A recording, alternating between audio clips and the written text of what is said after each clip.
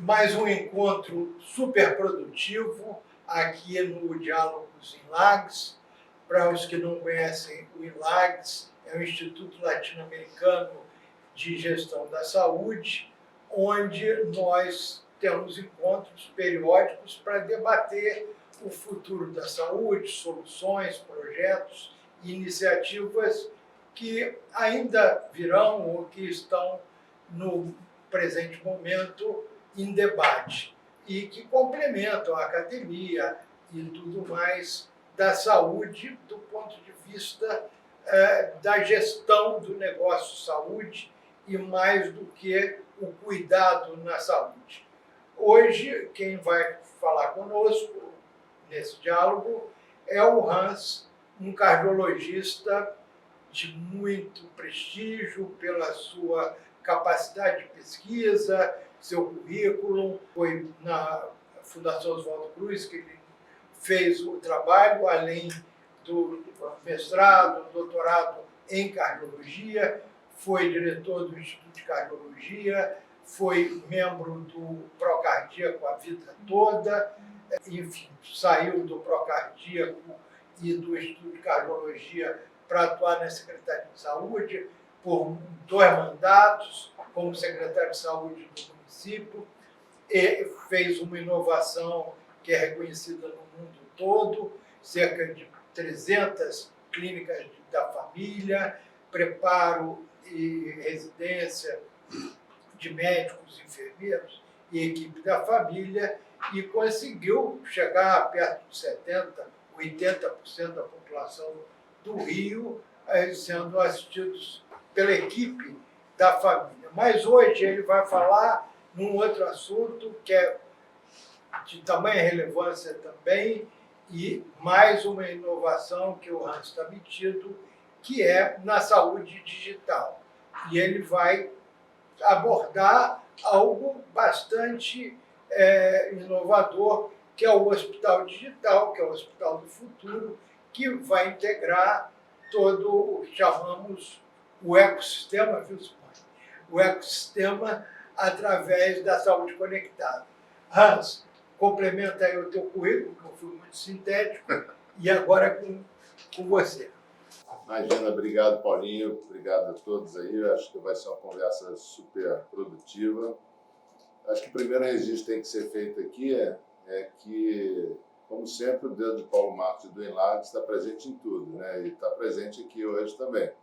Os debates começaram aqui, tiveram origem aqui há alguns anos atrás, quando a gente conversava, talvez há 4 anos atrás, ou coisa que vai, que a gente conversava sobre várias iniciativas e possibilidades na saúde digital. E muito do que a gente debateu aqui, muito do que a gente conversou aqui, hoje está se materializando nessa iniciativa. Então, é sempre importante fazer o registro do Paulo Marcos, da história, da contribuição que ele tem na saúde brasileira, do INLAGS, Alfredo agora também dando uma contribuição decisiva nesse conteúdo, né, e trazendo para nós sempre uma oportunidade de aprendizado e crescimento, e é através desse aprendizado e crescimento que a gente vai juntando ideias, vai juntando partes, e vai tentando também fazer algumas contribuições, né. Eu, hoje, e essa conversa aqui tem muito a ver com a Vita Tecnologia, empresa a qual eu estou dedicado já nos últimos 3 para 4 anos, que é uma health tech, né, que se iniciou já cerca de 8 anos atrás como uma empresa provedora de software, de prontuário eletrônico para consultórios, depois sistema de gestão de consultórios, e que há mais ou menos 3 a 4 anos atrás abriu uma unidade de negócios de gestão de saúde populacional, que foi quando eu me juntei a eles, né? E como toda health tech, andou para lá, andou para cá, tenta aqui, tenta acolá, enfim, como toda startup, é natural do processo desse tipo de companhia, tentativas e erros, e nós tivemos as nossas tentativas e erros também. Mas hoje eu me sinto bastante confortável de compartilhar com vocês um conceito que eu tenho visto assim, como bastante útil ao sistema de saúde suplementar de uma forma geral e ao sistema de saúde até público em algum momento também. E é isso que eu pretendo conversar aqui com vocês, e mais do que falar, é realmente diálogos, né? A gente poder ouvir também sugestões, ideias, críticas, possibilidades e alternativas, né? Então, por isso que eu sugeri da gente botar o título de uma história, né? Porque é uma história que está em pleno acontecimento. A gente não traz aqui nenhuma resposta, nem nenhuma posição fechada. Acho que estamos todos aprendendo.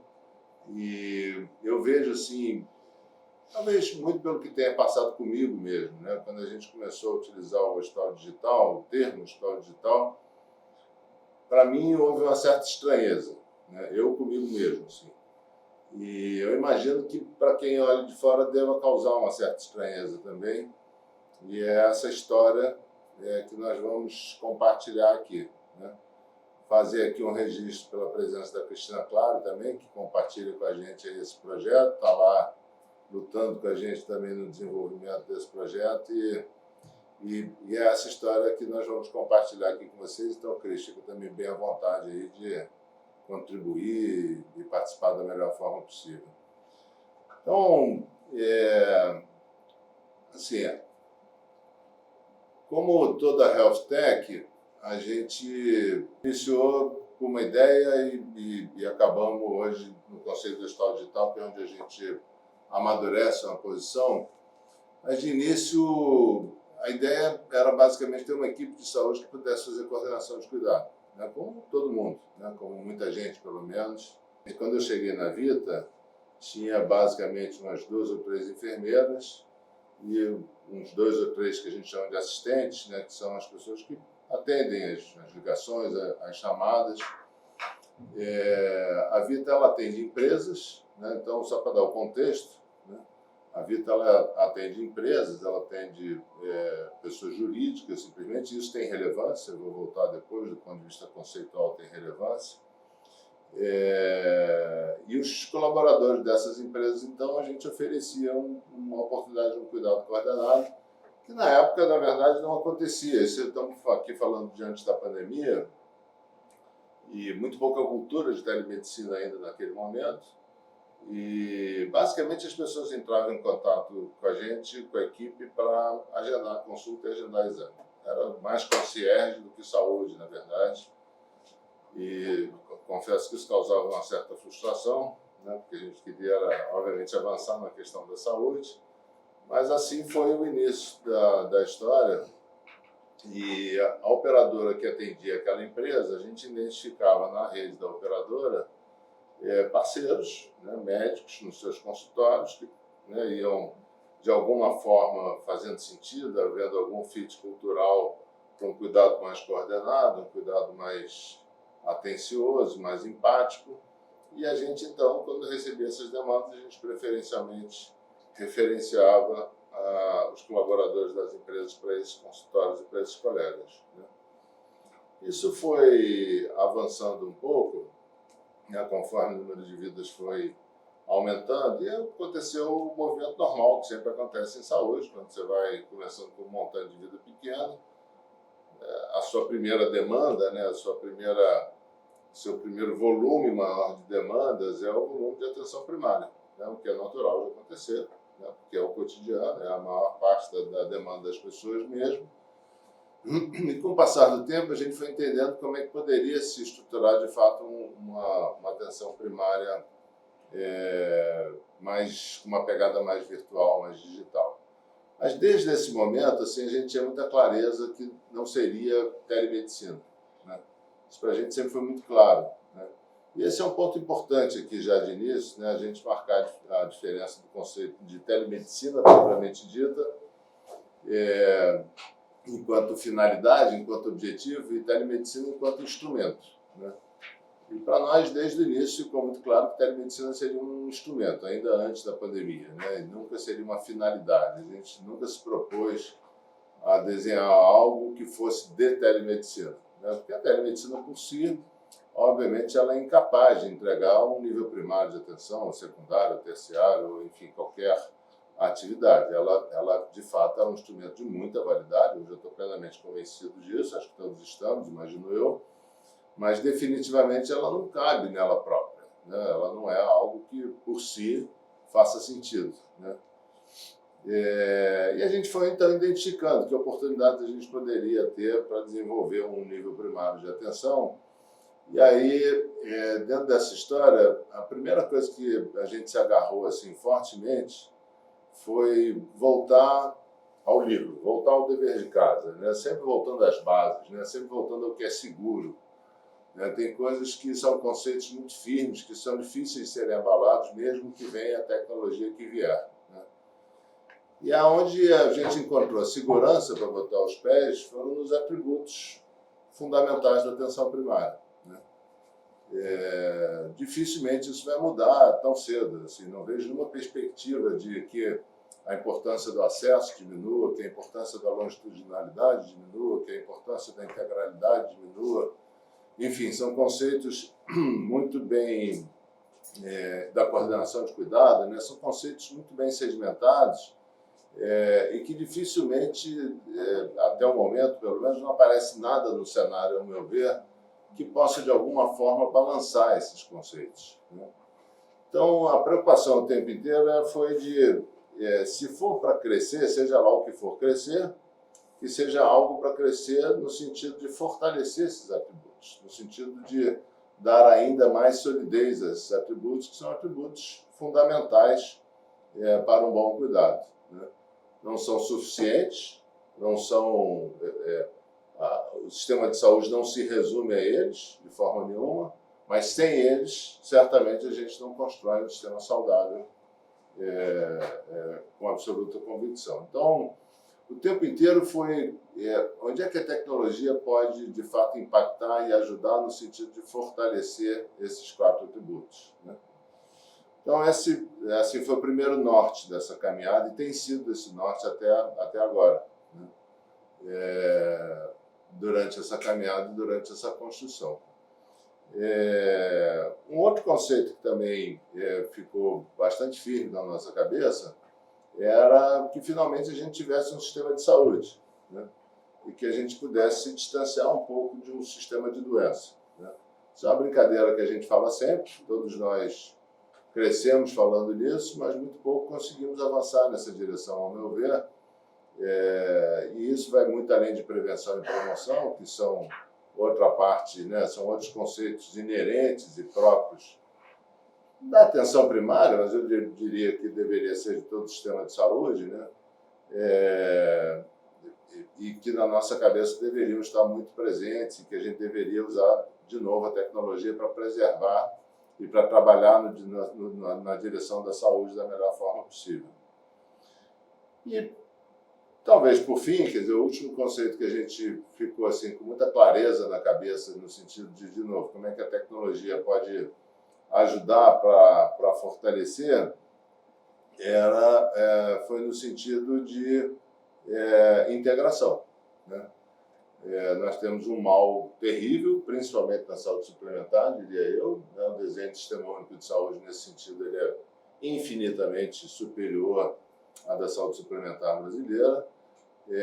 O grande problema da fragmentação, a fragmentação do cuidado, e obviamente que isso traz um impacto muito grande, e a tecnologia traz uma oportunidade muito grande nesse sentido também.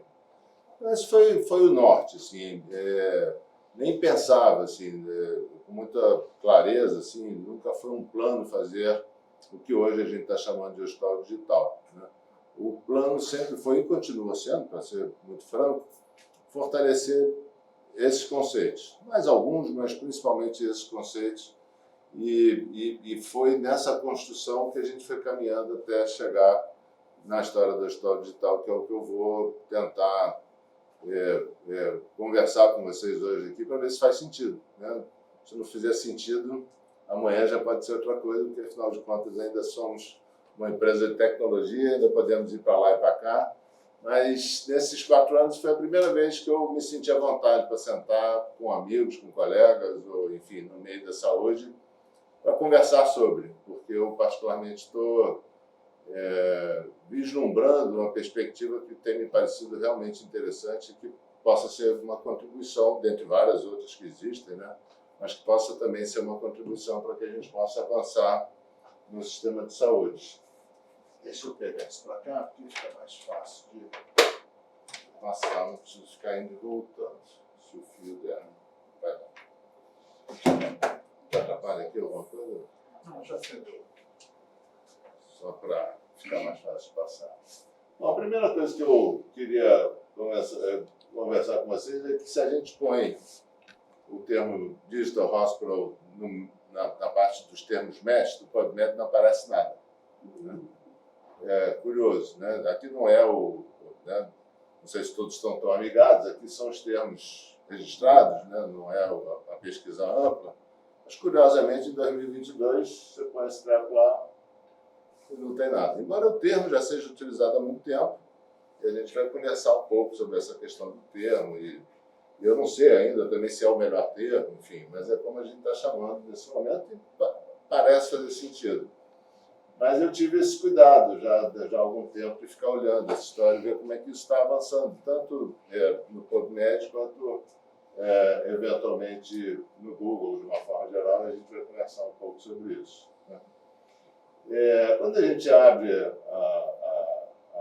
a busca, aí já aparece bastante, mas geralmente eles aparecem ou separados, ou quando eles aparecem juntos, eles se referem a iniciativas digitais dentro do hospital. E aí tem uma infinidade de possibilidades. Quando eu ponho eles agrupados, aí já aparecem 77 referências só, e nessas 77 referências, nenhuma, na verdade, fala do que a gente, pelo menos, está chamando de hospital digital, nem há nada que me pareça um hospital digital também. De novo, são sempre iniciativas digitais dentro de estruturas hospitalares, válidas, ótimas, sem nenhuma menor valor, de forma nenhuma, mas assim, não me parece refletir o que as palavras de fato dizem. Né? Quando a gente vai para o Clinical Trials, se dá uma olhada para ver o que está por vir, né? Também é um cenário parecido. Aí já aparece um volume de termos bastante grande, mas geralmente coisas desse tipo que estão aqui também exemplificados nesse primeiro que aparece. De novo, iniciativas digitais dentro de um hospital, de um ecossistema, muitas delas de muito valor, volto a dizer, tem muita coisa boa acontecendo mesmo, como todos sabem, mas de fato nenhum congrega uma unidade no sentido amplo, atuando de forma coordenada, é o que se espera de um hospital. Né? O que se espera de um hospital é um acúmulo de recursos, e pessoas, e processos, infraestrutura, atuando coordenadamente, né? Atuando com alguma sinergia, com alguma integração em função de um resultado de saúde qualquer. Quer dizer, o que a gente começa a se aproximar quando a gente vai para o Google. Né? E aí tem essa noção, que é uma noção que também não é nova, né? Do hospital paperless, que é onde a gente mais encontra o termo hospital digital, né? E que faz sentido também. Estão referindo aos hospitais que passaram por um processo de informatização, estão retirando o uso do papel da sua operação, e por isso passam a ser chamados de hospital digital, e acho até que no momento é o significado assim, mais apropriado para o termo, diria eu, pelo menos apropriado no sentido do que acontece na vida real, né? Do impacto da tecnologia digital na operação hospitalar. Né?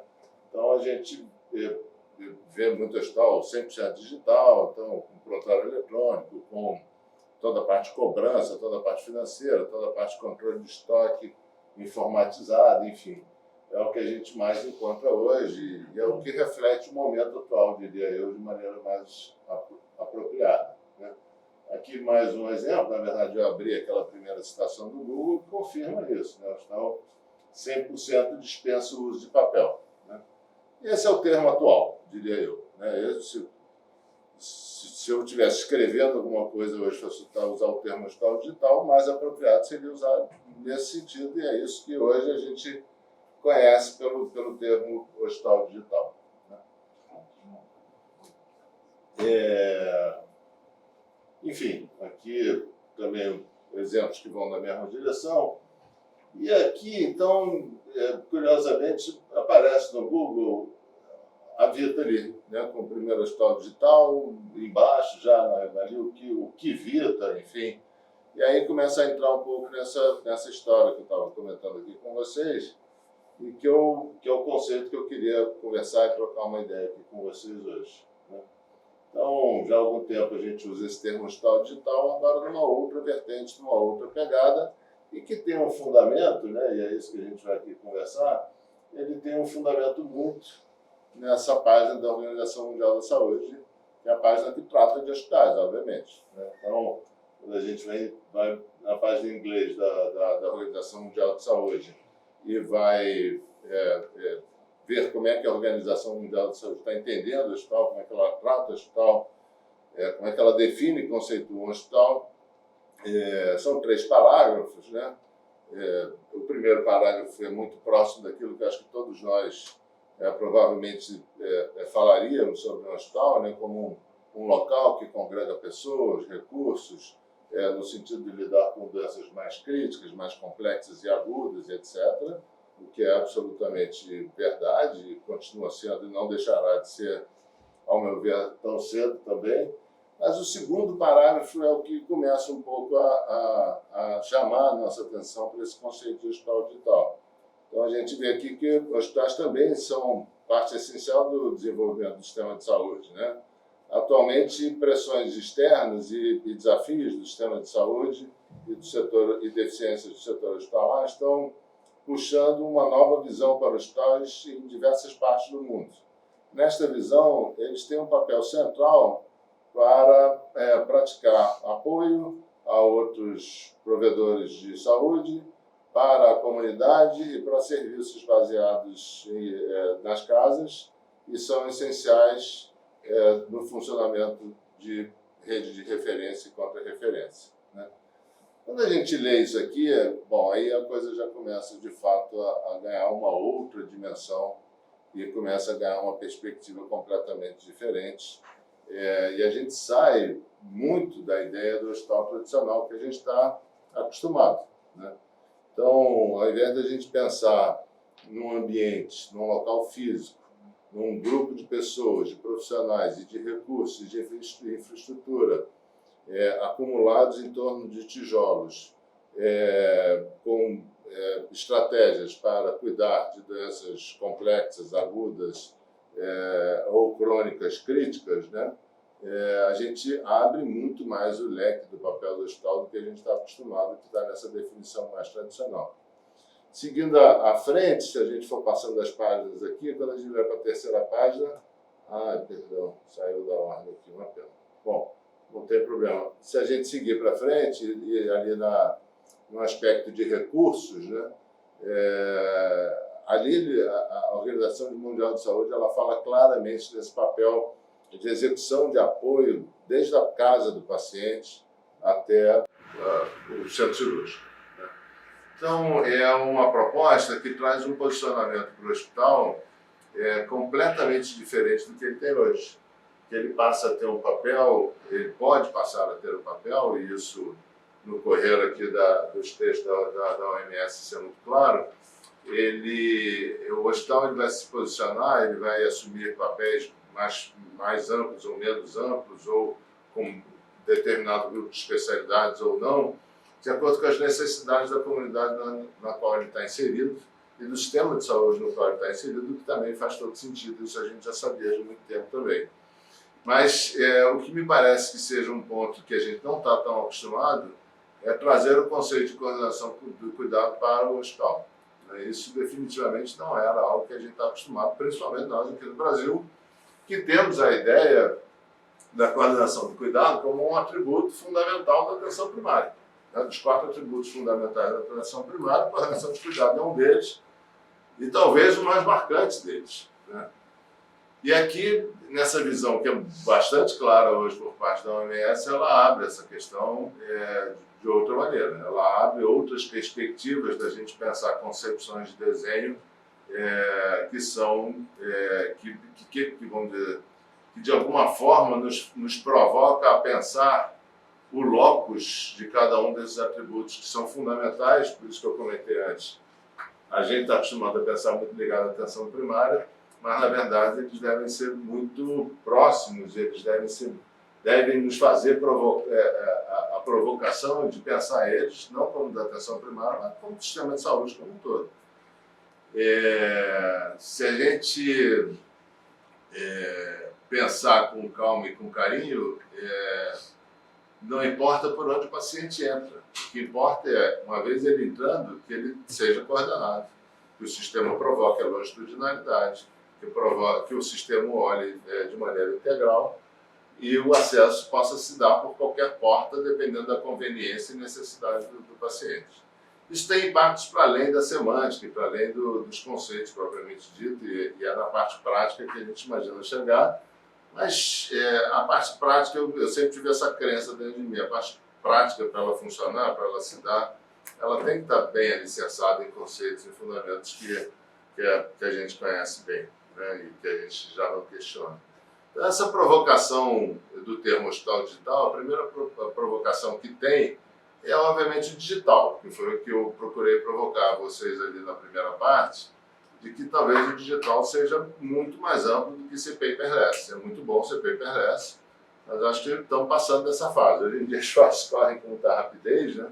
As coisas modificam com muita velocidade e um sem número de hospitais ainda nem está paperless, mas ainda assim me parece que talvez esteja entrando numa nova área, e essa provocação que eu estou trazendo aqui para vocês, que talvez esse termo digital, o termo digital, quando referido ao hospital, devesse começar a provocar em todos nós uma outra reflexão para além de ser paperless. Paperless e mais alguma coisa. Porque paperless é muito bom, tem a ver com a operação do hospital, tem a ver com a eficiência do hospital, tem a ver com sustentabilidade, para deixar o Marcos Felipe feliz, que é menos consumo de papel, mas é pouco a nível de saúde. A gente quer mais do que isso, a gente quer muito mais do que isso, obviamente.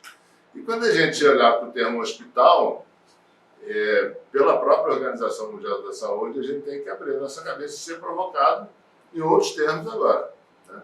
Me parece que a gente tem que ser provocado para além do fato de cuidar de doenças agudas, crônicos, críticos ou complexos, e que seja aquele ponto do sistema de saúde onde se concentra recursos. Talvez a gente tenha que se questionar e abrir a cabeça, porque pode ser que esse termo comece a se aplicar a outras atividades, além desse, não vou chamar de fim de linha, que estaria errado, mas essa linha mais densa, né? Esse momento mais denso do sistema de saúde, acho que é a provocação mais certa. Então, nesse raciocínio, a gente vê a maturidade aqui e o caminho que a gente vê percorrendo esse termo, né? É o termo hospital digital e a gente vê hoje 5 níveis de maturidade para olhar para esse termo. E aí a gente começa a se aproximar um pouco mais da prática da vida real, né? Então, como eu disse aqui, talvez o primeiro nível, né, seja o paperless, já falei bastante sobre isso, acho que a gente pode passar. Mas a gente vê simultaneamente tentativas no Brasil e fora do Brasil, né, vários grupos econômicos que vêm tentando integrar diversas unidades do seu grupo. Então, é um grupo que tem laboratório, que tem hospitais, que tem rede ambulatorial, enfim, tem home care, e o que a gente vem assistindo é uma tentativa excepcional, de enorme valor, ao meu ver, de integrar dessas unidades do mesmo grupo econômico. Isso é muito bom, né? Eu acho isso um avanço espetacular, mas a gente tem visto a dificuldade, o desafio que tem sido ter sucesso rápido neste tipo de empreendimento. Eu acho que nenhum deles ainda se sente como tendo chegado lá, né? Porque são instituições que às vezes são adquiridas, não foram criadas dentro do mesmo grupo, são instituições que têm culturas diferentes, são instituições que têm processos clínicos diferentes, enfim, é sempre um grande desafio, né? Mais desafiador ainda quando você procura integrar, ainda que seja do mesmo grupo econômico, então estamos indo aqui para o terceiro grupo aqui, e alcançar essa integração a nível de políticas clínicas em comum, né? Porque a instituição é antiga, ela tem dificuldade de não, mas eu não vou fazer igual ao outro, enfim, é uma tarefa também que não é simples. Alguns grupos, os principais grupos brasileiros, vêm caminhando também nessa direção, mas também com muita dificuldade. Nesse grau de dificuldade, o quarto grupo, então, é um desafio gigantesco. Quando a gente vê instituições de grupos econômicos diferentes se integrar, eu, para ser franco, não saberia aqui dar um exemplo nesse momento. Então, deve ter, mas então, estamos falando aqui de unidades de saúde que pertencem a grupos diferentes e que tomam a iniciativa de se integrar por qualquer razão, por qualquer motivo. Se tem, são muito pontuais, são ainda mais desafiadores do que os dois anteriores. E ainda mais desafiador ainda é quando você pensa em unidades de saúde de grupos econômicos diferentes que vão se integrar clinicamente também. Porque uma coisa é integrar do ponto de vista de processos administrativos, né? Então é guia física, acaba a guia física, compra de serviço de um e de outro, venda de um serviço em comum para um comprador e aí há uma integração entrando naquele serviço. Agora, muito mais complicado do que isso é você integrar de grupos econômicos diferentes com uma certa linha, com uma certa guia de conduta clínica em comum. E por que isso é importante? Porque é muito difícil você mensurar e entregar um real valor entre unidades diferentes se não tiver um mínimo de política clínica em comum. Né? E é onde a gente quer chegar, né? Onde que todos nós temos falado nos últimos anos, e tem sido o nosso discurso, e que todo mundo vem buscando, são soluções e sistemas de saúde que entreguem valor ao final, que possa ser mensurável, e que para ser mensurável precisa de uma certa unidade, o processo tem que ser relativamente comum para que se possa de fato medir e comparar coisas. Então, quando eu olho para o termo hospital digital hoje, eu olho esse termo me provocando, né? E vejo níveis diferentes de maturidade. E quando eu olho para a saúde suplementar brasileira com grau de fragmentação e sabendo que nem todas as unidades estão no mesmo grupo econômico e não estarão nunca, né? Eu fico olhando para esse último item aqui e digo, é um gol, né? Se você conseguir avançar nessa direção, é um gol, sem dúvida nenhuma é um gol, porque seria, né, uma maneira de você quebrar, né, de você desfragmentar o sistema de saúde. O desenho que a gente vem aplicando lá está um pouquinho exemplificado nesse diagrama, né? Então, no quadradinho menor acima à esquerda, a gente tem ali um grupo que é focado em telemedicina. E como eu disse antes, telemedicina não é uma finalidade, telemedicina é um instrumento, é um meio. Né? Se você quiser pensar no sistema de saúde hoje, 2022, com telemedicina somente, você não vai conseguir entregar. A ação presencial ela é fundamental, não preciso dizer isso. Acho que isso é muito claro. Né? Desde cirurgia, né? Por mais que tenha robô já, tem que ter alguém presencial em algum lugar, pode ser até fora da sala cirúrgica, mas em algum lugar tem que ter alguém para mexer no robô. Mesmo em consulta, tem um número significativo de consultas onde é necessário o exame físico, a relação médico-paciente, enfim. Ainda me parece que estamos longe de poder abrir mão da ação presencial, mas óbvio que a telemedicina tem o seu papel. Né? Esse quadradinho no canto à esquerda, ele se refere muito àquele grupo inicial de 2 enfermeiras e 3 assistentes, ou alguma coisa nesse sentido, que cresceu. Né? Esse grupo hoje ele tem um sem número de médicos, um sem número de enfermeiras e um sem número de assistentes, que são a porta de entrada preferencial, porém não a única. Né? E que, de alguma forma, que eu vou tentar compartilhar com vocês, eles vão trazer a unidade do quadrado maior. Eles vão contribuir e vão ter o papel de cuidar para que esse quadrado maior ele possa atuar de forma síncrona, ainda que de maneira temporal assíncrona. Se a gente olhar para o quadrado maior, a gente vai ver ilustrado aqui, exemplificado aqui, atores tradicionais de qualquer sistema de saúde. A gente vai ver hospitais com e sem pronto atendimento, a gente vai ver consultórios com e sem telemedicina, e a gente vai ver sistemas de apoio ao diagnóstico com ou sem telemedicina. Né? aqui ficou faltando pelo menos um com telemedicina.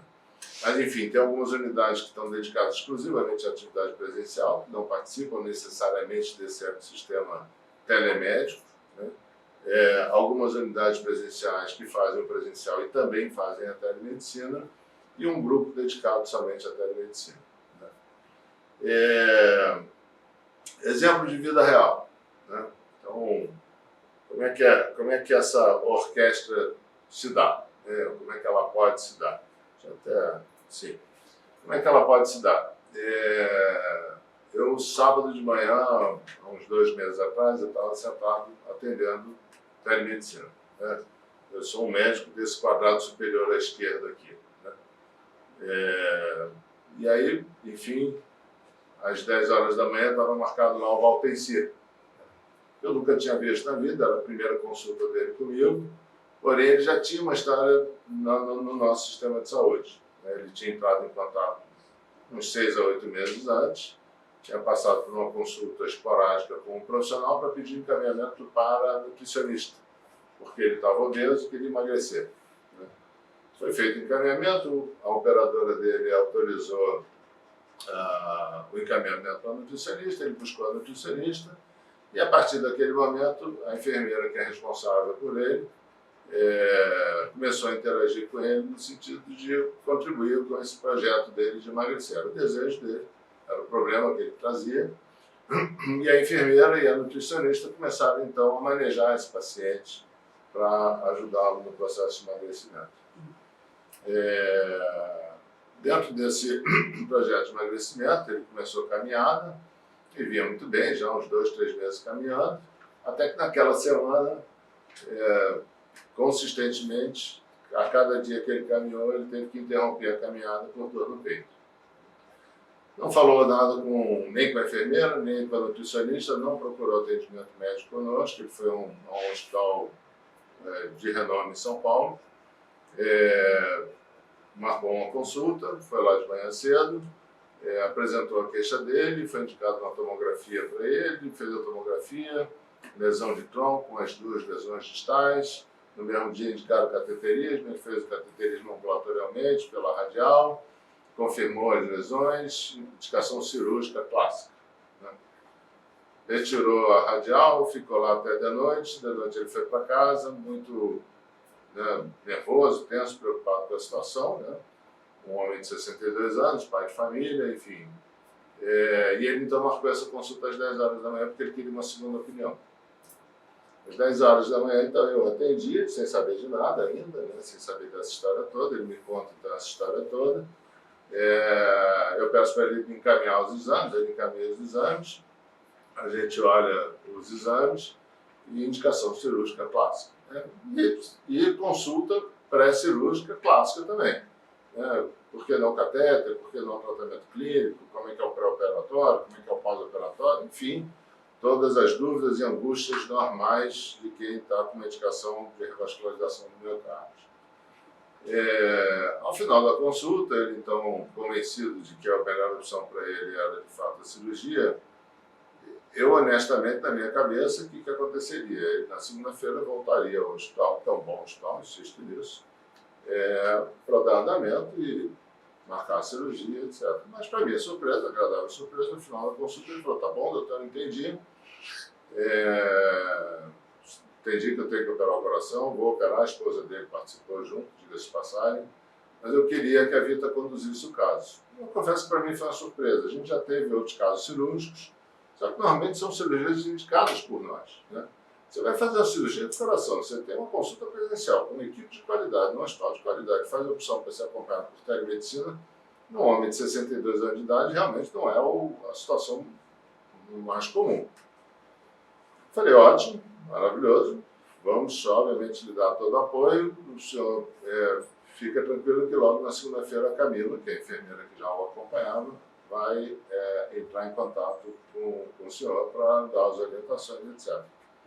Na segunda de manhã cedo a gente fez contato com uma operadora que dá assistência a ele, debatemos lá quais eram as opções mais custo-efetivas para o procedimento dele, né, o que leva em consideração um aspecto técnico, portanto, não estou falando das mais baratas, né, estou falando aqui as mais custo-efetivas, chegamos a um acordo de uma boa referência. Nessa instituição, a gente tem uma equipe cirúrgica também nossa de referência, que faz parte do corpo clínico do nosso hospital digital. Liguei para essa equipe, passei o caso, expliquei o que era, falei que devido à lesão de tronco, era uma lesão grande, feia, características instáveis, preferia que fizesse o pré-operatório internado, estava um pouco angustiado, ele está em casa esperando. O pessoal concordou, a gente passou os exames para eles verem do lado de lá, né, pelo sistema. Eles concordaram, pedimos autorização ao operador, a operadora também autorizou.